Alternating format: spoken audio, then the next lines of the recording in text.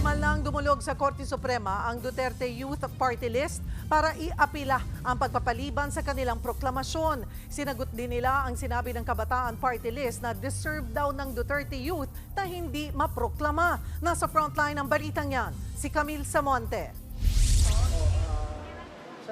Petition for certiorari with an urgent prayer for temporary restraining order at writ of preliminary mandatory injunction laban sa COMELEC. Yan ang inihain ng Duterte Youth sa Korte Suprema. Inalmahan nila ang pagsuspende sa proklamasyon ng kanilang party list. Bakit ngayon, kung kailan tayo ang nasa taas, tayo ay magkakaroon ng 3 seats, bakit biglang sasabihin, very serious yung mga kaso na yun? Very serious pala yung kaso na yun eh. Kalahating dekada na hindi nyo na-resolve.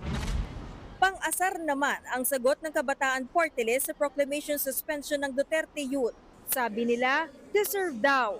Ever since noong sila ay unang tumakbo noong 2019, napansin na yung mga anomalya sa kanilang registration which are illegal and unconstitutional. Ano sabi ng Kabataan Party List? Deserve daw namin to.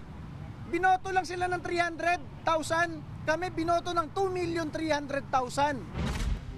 Ang COMELEC naman hindi na raw nabigla sa pagdulog ng Duterte Youth sa Korte Suprema. Pangako nila, reresolbahin ang kaso sa lalong madaling panahon. Ang commitment namin, we will resolve the case or cases on or before June 30.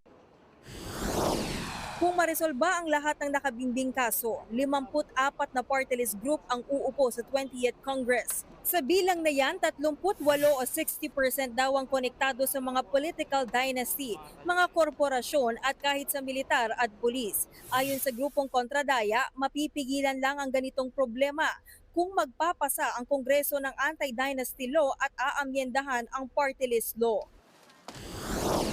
Samantala, ininspeksyon naman ni COMELEC Chairman George Garcia ang gabundok na illegal campaign materials na naipon sa payatas mula sa kanilang Oplan Baklas noong eleksyon. Ayon sa COMELEC, 82 kandidato na ang nasampahan ng disqualification case dahil sa illegal na campaign posters. Nagbabalita mula sa Frontline, Camille Samonte, News 5. Mga kapatid, Cheryl Cosim po, huwag maging huli at maging una sa lahat sa balitaan. Para sa tuloy-tuloy na talakayan sa Frontline, mag-follow at mag-subscribe sa social media pages ng News 5.